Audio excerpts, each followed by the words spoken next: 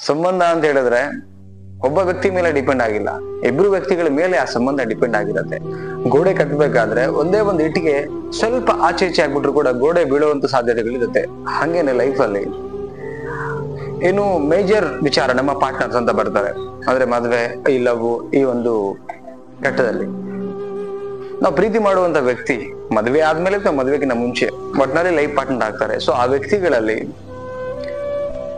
ಏನಾದ್ರೂ ಈಗ ನಾನು ಹೇಳುವಂತ ವಿಚಾರಗಳಿತ್ತು ಅಂತ ಹೇಳಿದ್ರೆ ನೀವು ಜೀವನ ಪರ್ಯಂತ ಕಣ್ಣೀರ್ ಹಾಕ್ಬೇಕಾಗತ್ತೆ. ಓಕೆ, ಯಾಕೆ ಅಂದ್ರೆ ಬದುಕಲ್ಲಿ ಅರ್ಧಾಂಗಿ ಅಂತ ಕರೆಯುವಂತ ವ್ಯಕ್ತಿ ಪಾರ್ಟ್ನರ್ ತುಂಬಾ ಮುಖ್ಯ. ರೈಟ್, ಇಬ್ರು ವ್ಯಕ್ತಿಗಳು ಬ್ಯಾಲೆನ್ಸ್ ಮಾಡ್ಬೇಕಾ ರಿಲೇಶನ್ಶಿಪ್ ನ. ಸೊ ಬ್ಯಾಲೆನ್ಸ್ ಮಾಡಕ್ಕೆ ಯಾವ ಗುಣ ಇರಬಾರ್ದು ಅದನ್ನೇ ಹೇಳ್ತಾ ಇದ್ದೀನಿ ನಾನು. ಓಕೆ, ಒಂದೊಂದೇ ನೋಡ್ತಾ ಹೋಗೋಣ.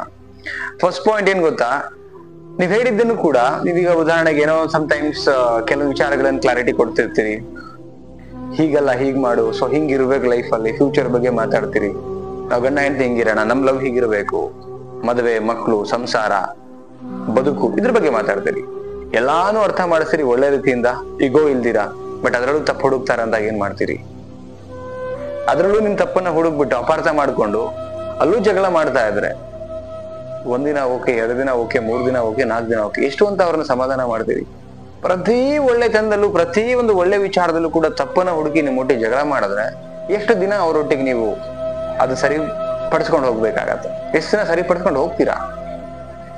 ರೈಟ್, ಸಂಬಂಧ ಅಂತ ಹೇಳಿದ್ರೆ ಒಬ್ಬ ವ್ಯಕ್ತಿ ಮೇಲೆ ಡಿಪೆಂಡ್ ಆಗಿಲ್ಲ, ಇಬ್ರು ವ್ಯಕ್ತಿಗಳ ಮೇಲೆ ಆ ಸಂಬಂಧ ಡಿಪೆಂಡ್ ಆಗಿರುತ್ತೆ.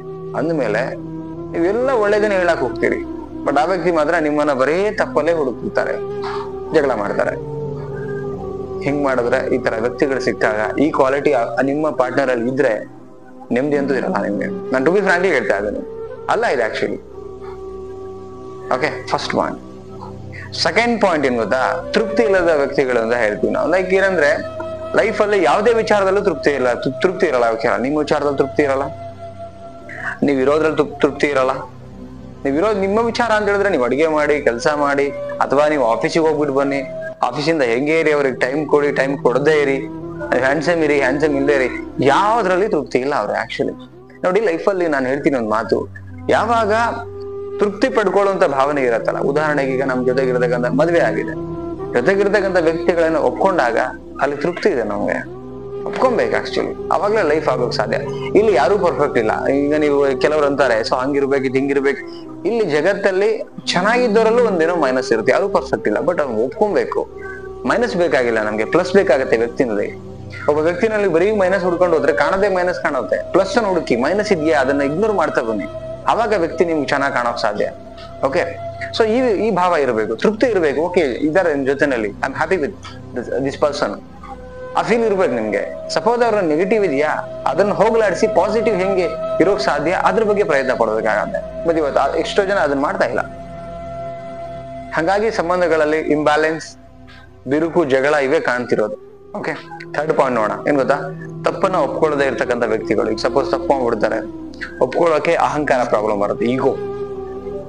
ಇದು ಬರಕೂಡದು ಆಕ್ಚುಲಿ. ಎಷ್ಟೋ ಜನಗಳಲ್ಲಿ ಇದೇ ಪ್ರಾಬ್ಲಮ್. ಲೈಕ್ ಅಹಂಕಾರದಲ್ಲಿ ಇರ್ತಾರೆ. ಏನ್ ಬದನೆಕಾಯಿ ಅಹಂಕಾರ ತಗೊಂಡು ಏನ್ ಮಾಡ್ತೀರಿ? ನಿಮ್ ಸಂಬಂಧ ಸಾಯ್ಬೇಕಾರೆ ನೀವು ಸಂಬಂಧ ಸಾಯಿಸಿ ನೀವು ಚೆನ್ನಾಗಿರ್ತೀರ ಅಂತ ಹೇಳಿದ್ರೆ ಜೀವನದಲ್ಲಿ ನೀವು ಇದ್ದು ಸತ್ ಹಾಗೆ. ಈಗೇನ್ ಸಂಬಂಧ ಸಾಯಿಸಿ ನೀವು ಒಬ್ಬರೇ ಇರ್ತಿರಲ್ಲ, ಇದು ಸತ್ ಹಾಗೆ. ನಾನು ಹೇಳ್ತಿರೋದು, ನೀವು ತಪ್ಪು ಮಾಡೋದು ಒಪ್ಕೊಳ್ಳಿ.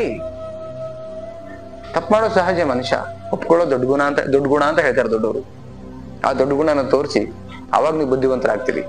ಓಕೆ, ಅದು ಬಿಟ್ಕೊಂಡು ನಾನು ತಪ್ಪು ಮಾಡಿದ್ರು ನಂಗೆ ಕ್ಷಮೆ ಕೇಳಲ್ಲ, ಸಾರಿ ಕೇಳಲ್ಲ, ಇವನ್ನ ಇಲ್ಲಿಟ್ಕೊಂಡ್ರೆ ಇಲ್ಲಿ ಬೇರೆ ಪದಗಳು ಬರುತ್ತೆ, ಕೆಟ್ಟವ್ರಾಗ್ತೀರಿ, ಸಂಬಂಧ ಹಾಳು ಮಾಡ್ಕೊಬೇಕಾಗತ್ತೆ. ಸೊ ಇಂಥ ವ್ಯಕ್ತಿಗಳ ಪ್ರೀತಿ ಇತ್ತು ಅಂದ್ರೆ ಜೀವನ ಪೂರ್ತಿ ನೀವು ಕಣ್ಣೀರ್ ಹಾಕ್ಬೇಕಾಗತ್ತೆ ಸ್ನೇಹಿತರೆ. ಓಕೆ, ನಿಮ್ ಲೈಫಲ್ಲೂ ಈ ತರದ ಪ್ರಾಬ್ಲಮ್ ಬರ್ತಾ ಇದೆ. ಸೊ ಇದಕ್ಕೆ ಏನ್ ಮಾಡ್ಬೇಕು, ಅಥವಾ ಈ ತರದ ವ್ಯಕ್ತಿಗಳು ಇದ್ದಾಗ ಅದನ್ನ ಹೇಗೆ ಹ್ಯಾಂಡಲ್ ಮಾಡ್ಬೇಕು ಅಂತ ಹೇಳಿ ನಾನು ನಿಮ್ಗೆ ನೆಕ್ಸ್ಟ್ ವಿಡಿಯೋದಲ್ಲಿ ಹೇಳ್ತೀನಿ ಸ್ನೇಹಿತರೆ. ಓಕೆ, ವಿಡಿಯೋ ಹೇಗೆ ಅನಿಸ್ತು ಅನಿಸಿಕೆನ ಕಮೆಂಟ್ ಮಾಡಿ. ಅಂಡ್ ಕೌನ್ಸಿಲಿಂಗ್ ಬೇಕು ಅಂದ್ರೆ ಸ್ಕ್ರೀನ್ ಮೇಲೆ ನಂಬರ್ ಕೊಟ್ಟಿದ್ದೀನಿ, ಕಾಂಟ್ಯಾಕ್ಟ್ ಮಾಡಿ. 1-to-1 ಕೌನ್ಸಿಲಿಂಗ್ ಇರುತ್ತೆ. ಸಪೋರ್ಟ್ ಮಾಡಿ, ಸಬ್ಸ್ಕ್ರೈಬ್ ಮಾಡಿ. ಮತ್ತೊಂದು ಟಾಪಿಕ್ ಅಲ್ಲಿ ಸಿಗ್ತೀನಿ. ನಮಸ್ತೆ.